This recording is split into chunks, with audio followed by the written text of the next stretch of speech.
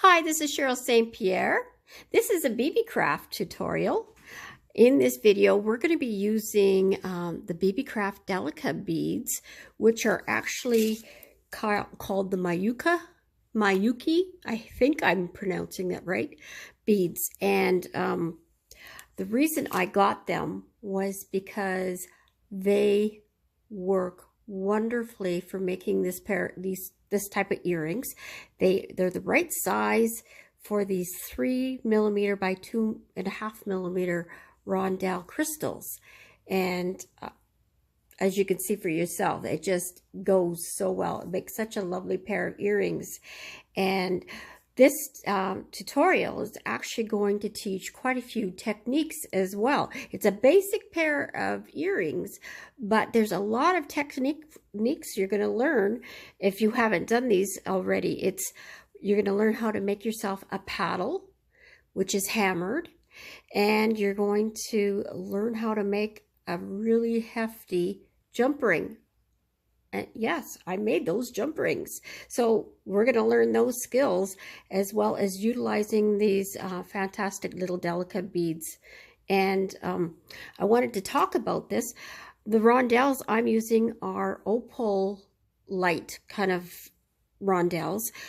They're what I like to use for these earrings. And then I just used like the Delica beads to give the color variety. So I'm planning on collecting all the Delica colors that they have. So gradually, as my time goes by with these packages, I'm going to collect all the colors.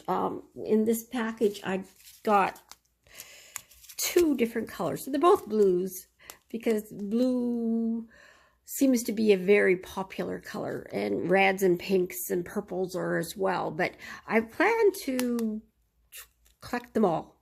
So you might want to do the same thing, because the package is going to last a long time for me, because I don't do beading per se as some people do. I just have them like for little accents like this. So they're going to last me a long time, and that's great. Okay, so I think we're about to talk the supply list, and I have my screenshots ready for this tutorial. So for tools, you're going to need your round nose pliers, your chain nose pliers, and a second pair of either chain nose pliers or flat pliers. For that, we're going to need those for the jump rings. And you're going to need your flush cutters. Now, these flush cutters that are from Beebeecraft, fantastic. I'm going to put the link in the description of the video, that if you want to get yourself a pair of these, that you'll be able to. So that's something to consider. And you're going to need a ruler. You're going to need an anvil and a ball peen hammer and a metal file. You can use a nail file, but I recommend a metal file. It'll just be that much easier for you. So tools are kind of important with this project. And what we're going to need for supplies is you're going to need 2 pieces that are 2.5 inches long, which is 6.25 centimeters of 16 gauge dead soft wire. And 16 gauge is 1.29 millimeters in metric. And if you're going to be adding an extra set of beads, like I only have, well, that's the wrong one, 5 sets on these earrings. Here they are. 5. Now, if you wanted to do 6, like what I had with the other one, you're going to need to add an extra 1/4 inch of wire. So instead of 2.5 inches, 2.75 inches, and you know, we cut it down to 2 inches, so you would want it down to 2.25 inches for it to have an extra set of beads on. And you're going to need a 3-inch long piece of 16 gauge wire to make the jump rings. And you're going to need 1 2-foot piece of 28 gauge wire, which is 2 feet is 60 centimeters long, and 28 gauge is 0.32 millimeters in metric. You're going to need, if you're doing only 5 sets of beads, you will need 20 Delica beads. Now that's the 11/0 beads, and mine are from Beebeecraft. I just wanted that there. And you're going to need 10 3 by 2.5 millimeter rondell crystals, and your wires of choice. So, all right, I've got it set there for a screenshot. So that should be good right there. Okay, and I think that's it for housekeeping, as they say in a meeting. And we're on our way to go and make the earrings. I'm back. I forgot that I wanted to talk about the Delica beads a little bit more and explain what they are to people that aren't familiar with Delica beads and that term. And at one time, I was one of those people. And so what they are a variety of seed bead, but they're very, very specific. They are cylinder in shape, and they are very precise in size, and they are all exactly the same size. Like, so they're as close to perfect as possible. So that's why for this project, that's why they were so important to have. And so I just wanted to explain that for those that weren't sure what's the big deal about Delica beads. And if you're doing fancy bead work, it's crucial to have Delica beads because you need it to be precise. And so they work great for this too, because they fit with the 3 millimeter rondelles so beautifully. And so I just wanted to explain that. Okay, so we'll begin. Okay, so I want you to grab your 2¼ inch length of 16 gauge wire, and your anvil and your hammer. Now I've got a ball peen hammer which has the flat end as well as the round end. That's what I recommend that you have for these. And the first thing we're going to do is just straighten the wire with the flat end of the hammer. It's a lot faster doing it with a hammer than a pair of pliers. So I'm just going to tap away at this. I've got it sitting, my anvil sitting on a cloth in order to deaden some of the sound for you.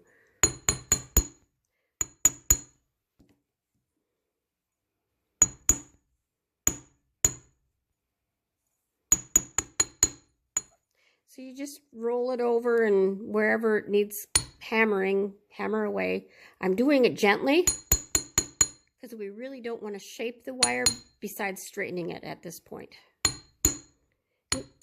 And we will do that periodically in our process. There, nice and straight. Okay, so now I'm going to use the flat end of the hammer to flatten out the bottom part of the wire to make the paddle.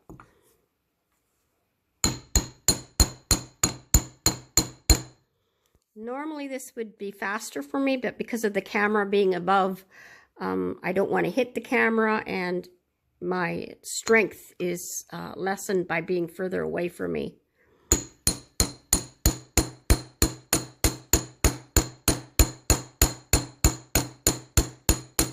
So we're trying to hit dead on so that we don't bend the wire. It tends to stay straight that way.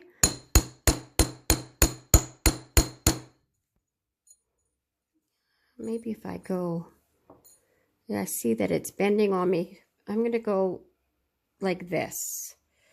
Actually, I'll go like this so that I'm going to hit straighter.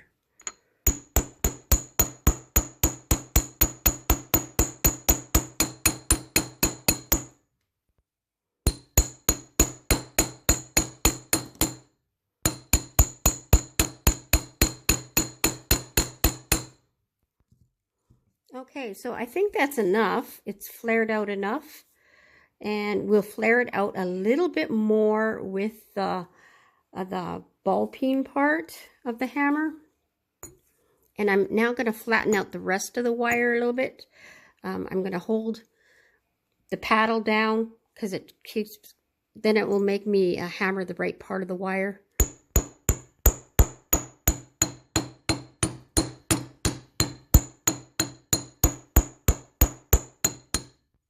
We don't want it too much, just enough to kind of make it a square. Yeah, that's about right. And now I'm going to hammer it with the ball.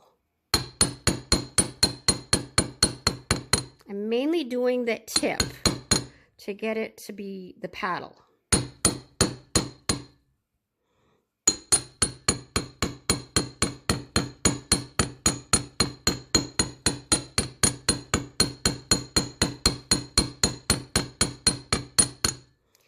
And then when it curves, that means that you're working on that end side too much, so then you got to work on the other side and make it balance out.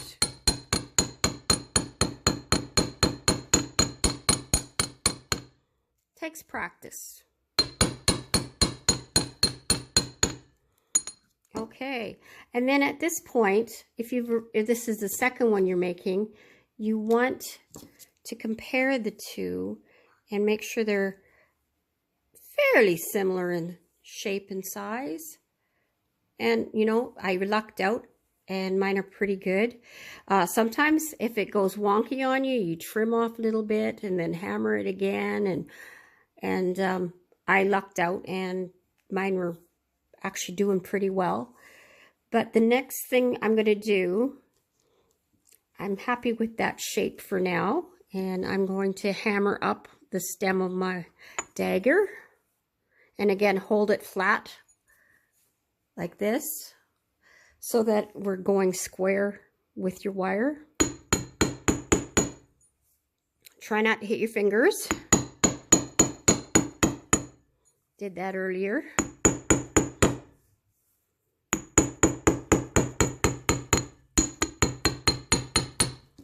Yeah, the ball tends to bend your wire a lot more.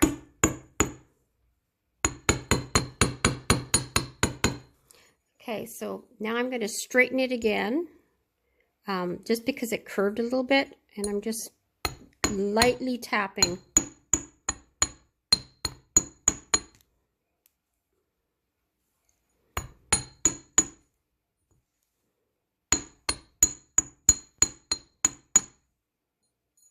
And I've got it upside down, so I'm not hitting hard enough to take away the hammered look, just enough to bend it back. Okay, there we go. That one's done. That's my second one. Go ahead and pause and make yours so that we're caught up with each other. And I'm going to, my next step is to file, and if you need to reshape, then that's what you got to do. So you take your metal file, and I'm not sure if we're done with the anvil yet. I think we are, but I'm going to leave it there just in case. I'm just going to manicure this so that there's no sharp edges or burrs.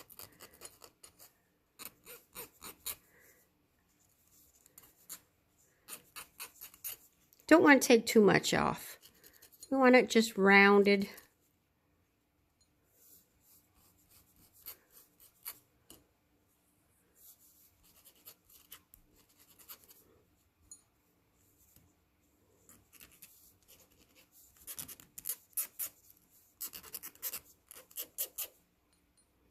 I think I did that one before.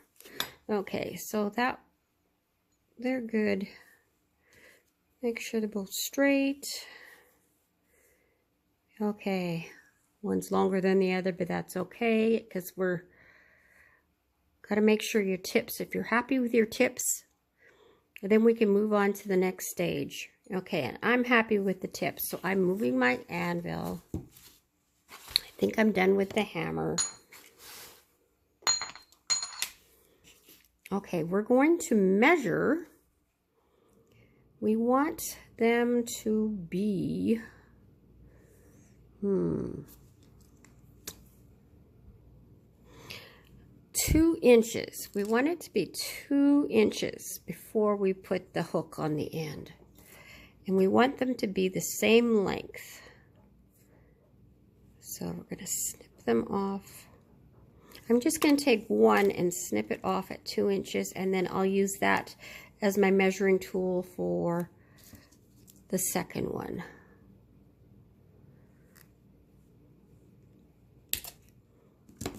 Okay.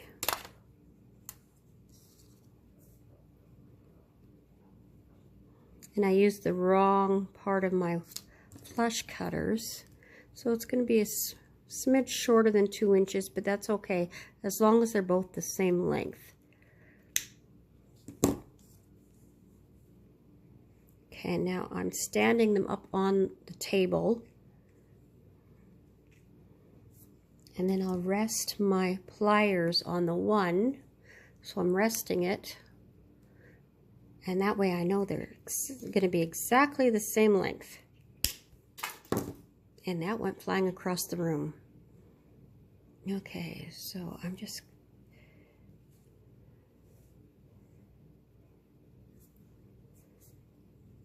think it's pretty accurate. It's minutely out, but not enough to matter. Okay, so the next step is to take your round nose pliers, and you need to be consistent with the size of the loop that you make, because it's going to affect the length of your paddle. So I want it fairly small, but I want to be able to have a good grip, like a really good grip. And bend around to make a nice P loop. So that's what you want it to look like. And if you forget where you had your pliers, then you just stick it in and see where, stick the plier back in and push, and that's where it's at, and that's where you want the other one to be as well. I'm going to go from both sides. Yeah, it's smaller on this side, so I'm going to go with the smaller side. And you have to make sure that you are bending, this is the good side, and you're bending away from it. Because otherwise, you'll have to start all over, and you don't want to do that. Okay, I've got a good grip. And then you'll see how good you are at being consistent with your loops and your technique when you compare the two and see if they're the same height. And mine are bang on. So that's what you're hoping for.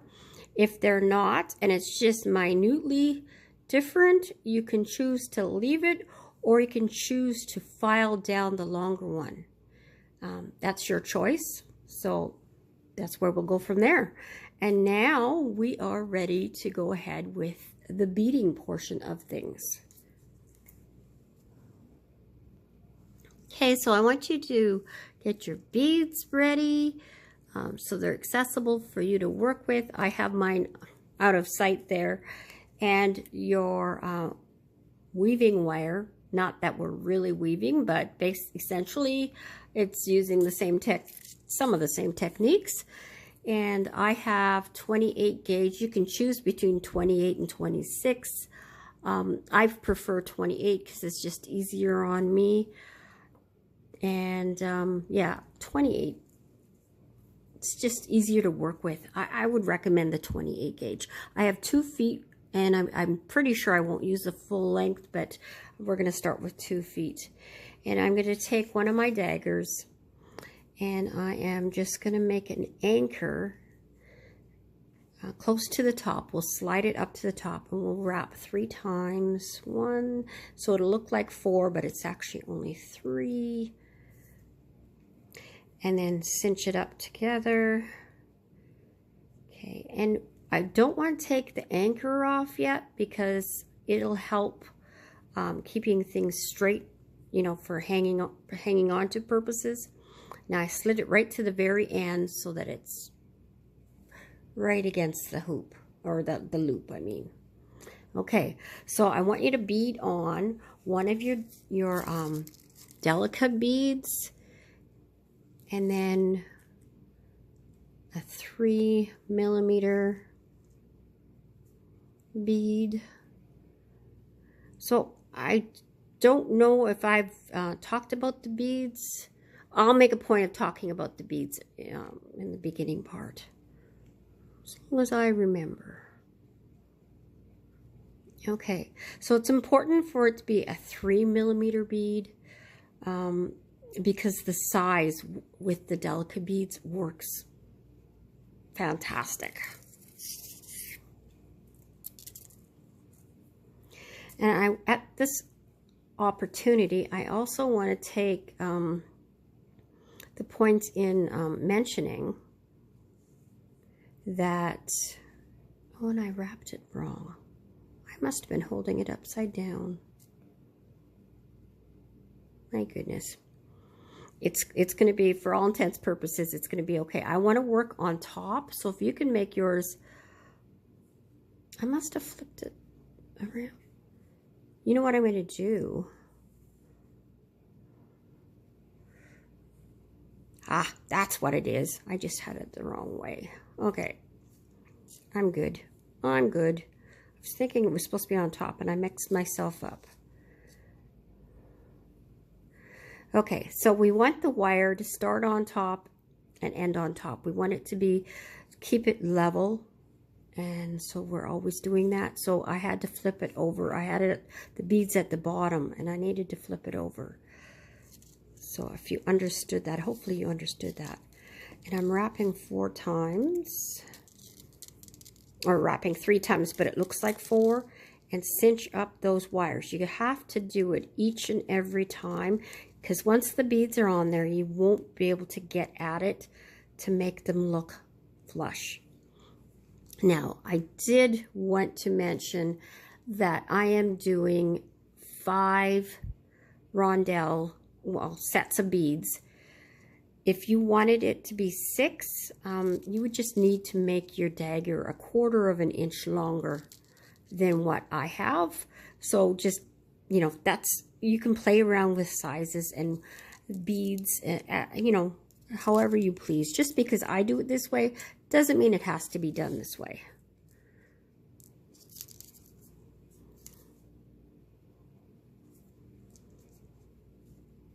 So I'm putting on my next set of beads.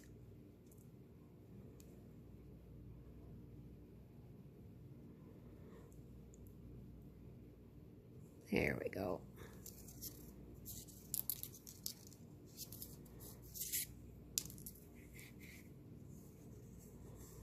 And as far as getting the beads to sit there properly, you just really just want them to, I'm probably working too far away from the camera for you to see.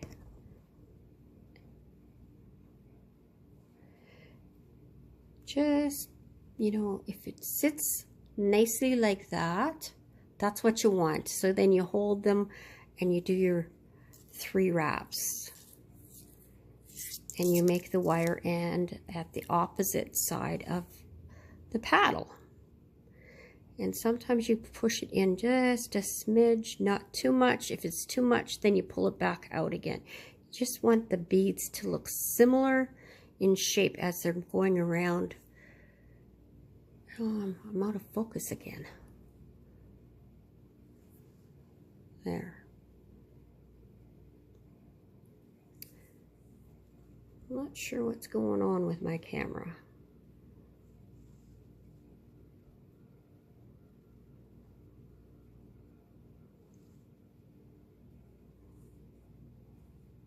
Okay, I think it's working now.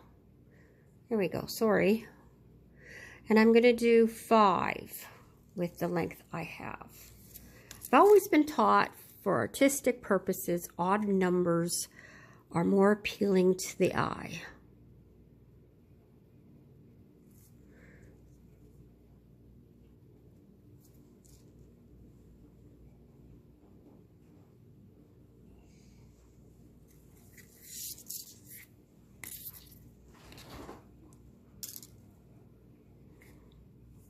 And it's best to work with the good side facing you.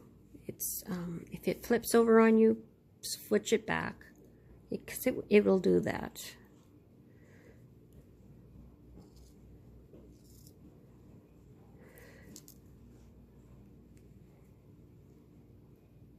Okay, there's 3. 2 more to go. So I'm going to pause now, and I'm going to do my 2 more, as well as I'm going to do it on the other one as well. So you can pause the video and do the same for yourself. Okay, so I have that wrapped, and I'm going to end it with the wire heading towards the back, but I'm not going to fold it in. I'm going to actually snip it off at this point, and then crimp it in. Okay, and when you snip off your first one, whatever the scrap that's left, use for your second earring. Okay, and now I'm just going to crimp that in. So what the paddle does, because it's widening, it's going to make it so that the wire does not slip off very easily. It's going to stay in position. And that's what it looks like. And we're going to do the same. We're going to snip this off at the back. So if it's at the front, you move it to the back. And then crimp it in right next to the P-loop, so it won't snag on anything. And that dagger is done. Dagger, I mean paddle. I just wanted to say that it's not necessary, but if you wanted to, you could make it so that your second paddle has the beads. See, my beads started on the left hand side. You could make the other one mirror it and have it on the right hand side, but to tell you the truth, I don't think it really matters. So that would be just a personal choice as to what you want to do. Okay, so I've gone ahead and finished both parts of the paddles. They're all beaded, and I did mirror mine. Now you can see what they look like mirrored. It's really not a significant noticeable difference, but it's there, and they're cute no matter what. These are really cute. I really like these. Okay, so what we're going to do next is we are going to make the jump ring element, and again you're going to need some of your 16 gauge wire for that. And let's see, I have some right here. Okay, so I've got about the same size as what we did for the paddle. It might be 3 inches. I'm going to write down 3 inches just to give yourself that extra room. And you're going to need your flush cutters and your round nose pliers to do this. And we are going to just take the largest part of our round nose pliers, and we're going to make almost the beginning of a coil. Whoops, I'm going to start that again because I see that I cut that part out of frame. So this time I'm going to try and stay in frame for you. Sorry. Okay, so I'm not going to start at the end. I am, the most important thing is that we're the right size. So we're going to, what I mean by coil it is we actually want, and I think I went out of frame again. We need to make 2 of these, so we're gonna make, let me move the camera, about 4 wraps.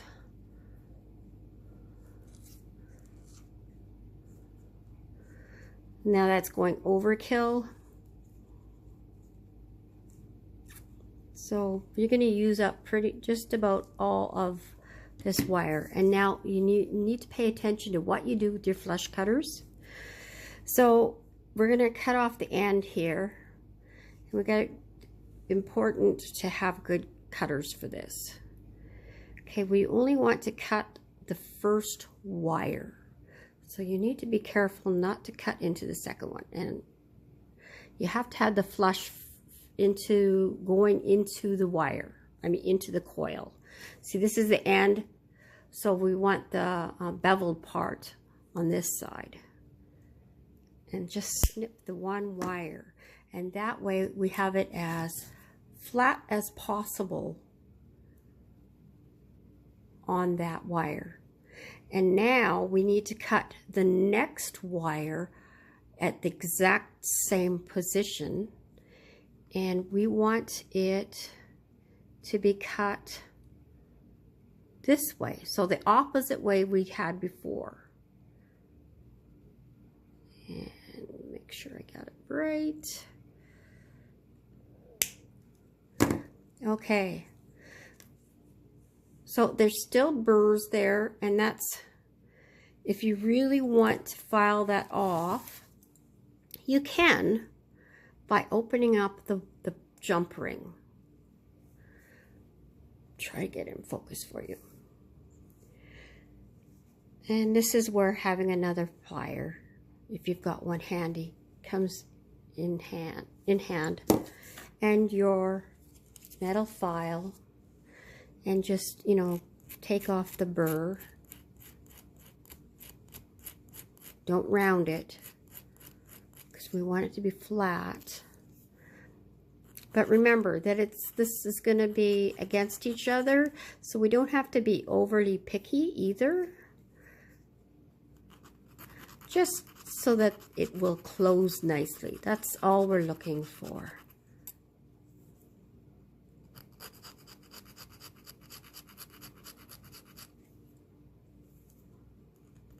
And when it closes nicely, which I'm going to use my round nose pliers as a plier. And you always work it side by side. You don't pull it out. And then you, to make it close up, you put tension slowly going inwards. And that way it closes. And this, we're just testing to see how it sits.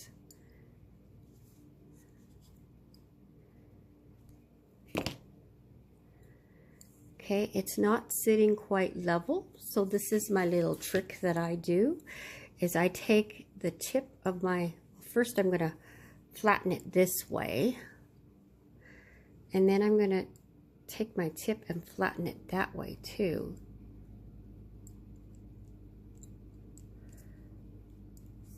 So that it makes a fairly nice jump ring.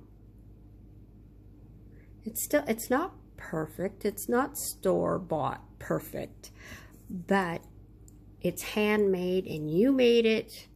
I made this one, you made that one. Okay, and it's super strong because it's 16 gauge.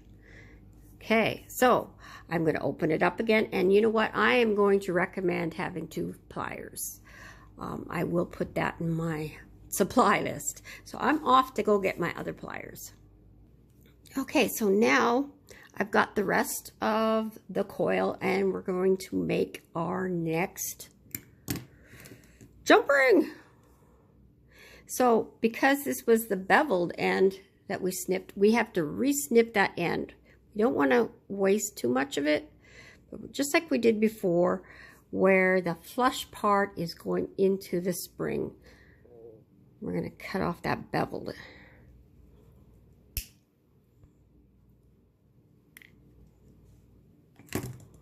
And then we're going to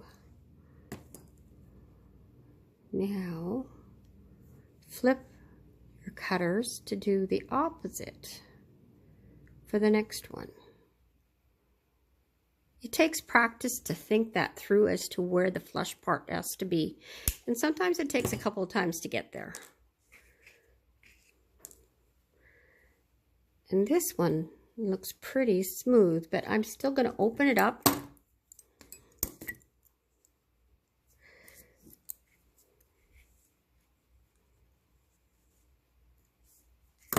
So that we can file it down.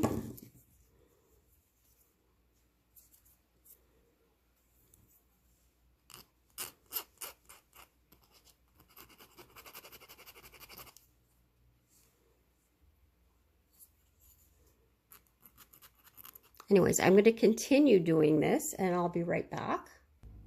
Okay, so now I'm going to close it using my 2 pliers just to demonstrate that.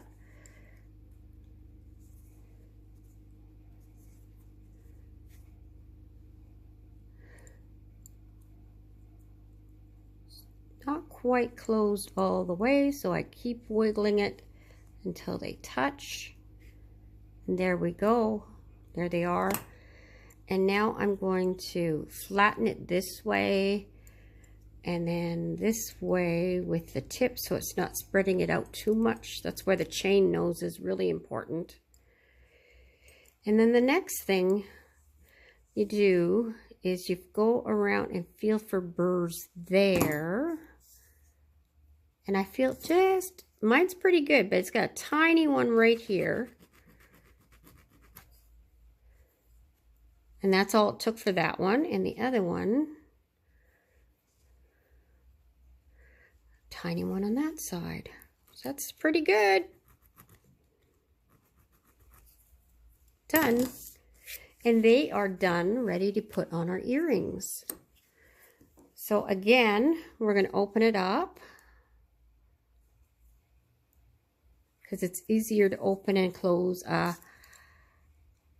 jump ring than it is the P-loop. It would deform our earrings. We don't want to do that. So again, we'll have to do that procedure where we wiggle it closed. It should be easier because we had it shaped already. Flatten it, flatten it. Make sure there's no burrs, which there could be all over again, and there's a tiny bit. Nothing major, and that's good to go. And do the same for the other one, and I will do that off camera. Okay, so I have them ready to put on my ear wires. And basically, the ear wire you do the same way as the jump ring. It's just not as picky. And because it's a finer wire, it's easy enough to do.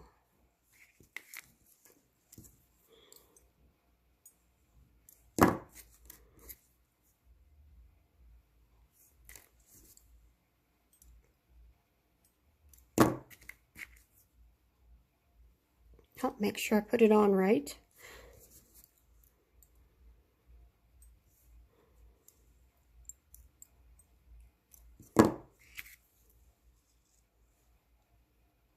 And they are done. Okay, so I wanted to mention to you, because I don't think I did before, if you decide to add another set of beads on this, the length you would need to add would be about 1/4 of an inch, which 1/4 of an inch, I'll write that in the snapshot, the measurements in metric for you. Okay, so thank you for joining me in this video. I hope that you enjoyed it and that you can utilize the skills that you've learned in this video, because there's a lot of little techniques that we used in this, believe it or not. So it's useful as a learning tool as well as being a very cute pair of earrings. And aren't those Delica beads just adorable in there? Yeah, I like it. Okay, so God bless, take care, and we'll see you in the next one. Bye for now.